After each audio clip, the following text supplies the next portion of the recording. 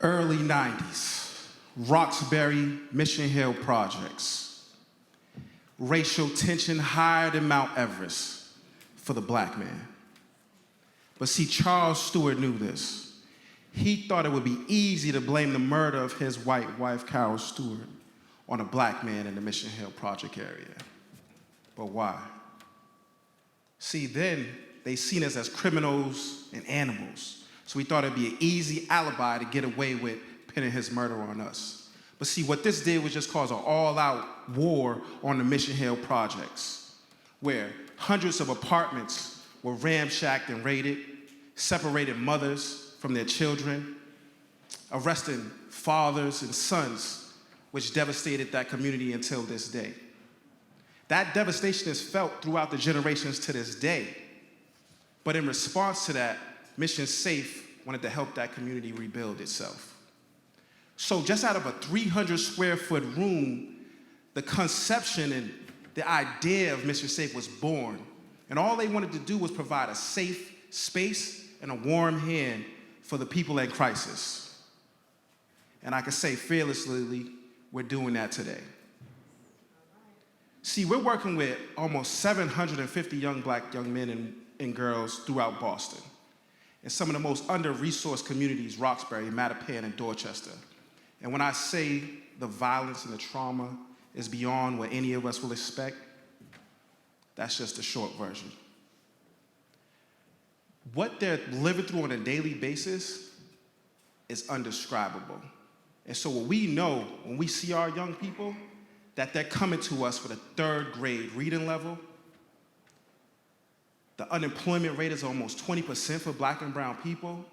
Generational poverty is rampant where assets, resources, and networks are not passed from one generation to the next. And the violence and the trauma is overflowing. This here is a model of how we do some of our work.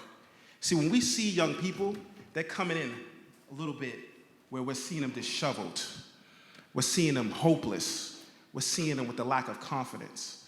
But this model here is where we create and inspire, instill some things in them to give them the confidence and skills that they need, expand their thinking through horizon broadening, and equip them with the knowledge that they need to be able to deal with life when they leave our doors, so that they can then be confident, obtain their career goals, attain their educational goals, and thrive in the community. We do this through an array of programs. Our first would start with our middle school program, the Explorers Academy. See, that's for the 11 to 13-year-old population. That's mainly where a lot of programs do not exist for this population. So what we try to do is create a safe space and help them build some confidence and identity through arts and where they can express themselves. Also, we have our Safe City Dorchester Academy and our Youth Leadership Service Academy, and that's mainly for the high school students, right? We often are seeing young people where they're at a crossroad where violence or the streets is an option, but then there's also a safer, healthier lifestyle that they can choose. And we help them get to that place through some of the programming that we offer for our after-school high school program, whether they're going through peer leadership workshops, they're dealing with civic engagement, police youth dialogues, social skills building, tutoring, and another array of options after school. And then some of our most vulnerable population is the Futures program. That's where we have the gang involved, court involved, out-of-school youth, where we're helping them with job development, connecting them to trades, and getting them back into either a GED program, a high school program, college itself. And this is where a lot of the time where we see this trajectory from middle school to out of school, what sometimes we call a school-to-prison pipeline.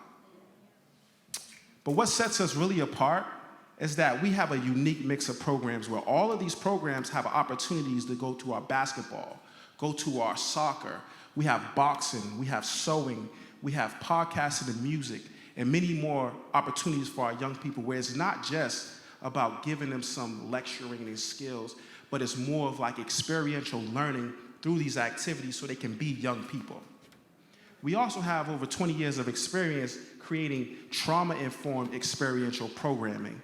And what that looks like is that instead of a young person coming in and saying, hey, we have a couple of things on a whiteboard. We create social skill building activities, team building activities, and a lot of things that they'll walk away with, understanding that they have the confidence to be able to now to lead in their community and be change agents.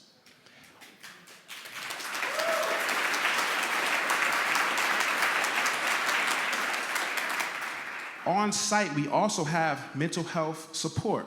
That's very unique for this population because we know it's taboo, right? We know that they don't take counseling. We know that they turn their face to mental health. But in our organization, it's not just clinical treatment. It's a trusting, responsible relationship that they're building with someone to help them cope, right? And then I'll also speak about our lived experience with our staff. Some of our staff are not just staff, but they were participants first. And now they are staff, right? That experience in itself gives a kid some hope and shows our people in the community that there is options to grow. But I'll just say this about myself, right? I always say I was mission safe before I was mission safe. What does that mean, right? I talk about how the 9th grade dropout, the court-involved, gang-involved young man that was also shot and stabbed, but when I was shot with a 12-gauge shotgun, I was left for dead in the streets and shouldn't be here today. But I talk about also the things that MissionSAFE instills and some of the things that I picked up along the way, where now I'm not only a dropout, but I'm a guy with a GED that got a master's in business. I'm a homeowner.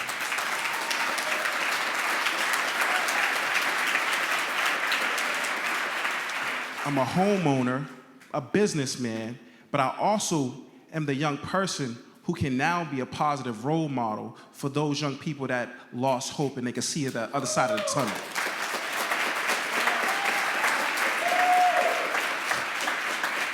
So with some of what we do on a daily basis, this is what we have been able to accomplish so far. We've been able to double our participation through a pandemic from 350 to more than 700 young people through a pandemic, right? We've almost placed 100 young people into employment this year, right? We're seeing some of the behavior change where young people are usually reacting negatively and violently to now responding with de-escalation, decreasing the violence in our neighborhood, right? I can honestly say that we've also seen a 47% drop in violent incidents amongst our youth across the city. And in most vulnerable population, I can almost say almost 100% of our youth have decreased engagement in violent affairs in our Futures program. But that's just the start. We want to go deeper. We want to go further.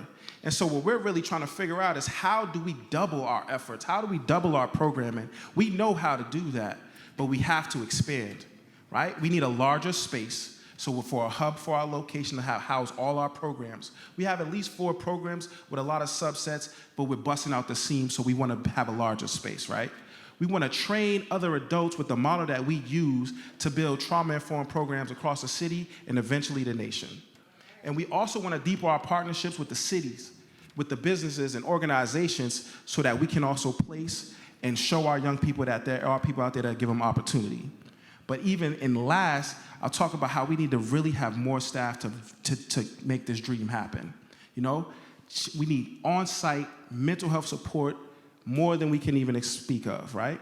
And a resource coordinator to really connect us with the resources with our young people because we can't do it all.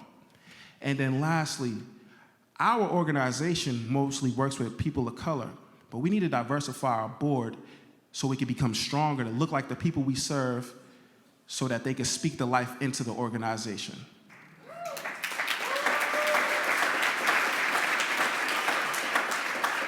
So what we're really asking is, if you join us today, we're looking for you to help us with raising this $3.8 million to make this vision happen.